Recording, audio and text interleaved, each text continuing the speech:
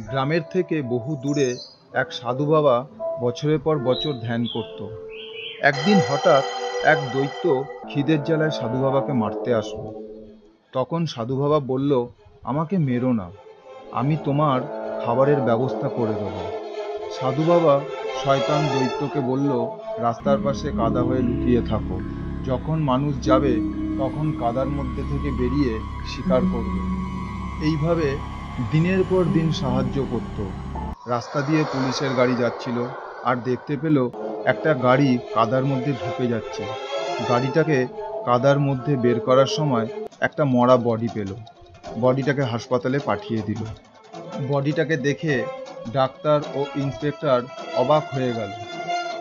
ওরই কাজ হবে, না হলে আগের বডির সঙ্গে এই বডির দাগ ও খুনের প্যাটার্ন মিলে গেল কি করে? পরের দিন পুলিশ ওই জায়গায় গিয়ে দেখে কোনো রাস্তার ধারে কাদা নেই। একটা পাথর ছুঁড়ে মারলো আর দেখলো পাথরটা মাটির ভিতরে ঢুকে গেল। হাসপাতাল থেকে বডিকে কে উধাও করলো? সাধু বাবা কি ক্ষুধার্ত দৈত্যের হাত থেকে রক্ষা পেল? দৈত্যকে মারার জন্য ইন্সপেক্টর সাধু বাবাকে কিভাবে সাহায্য করলো, আগে গিয়ে জানবো।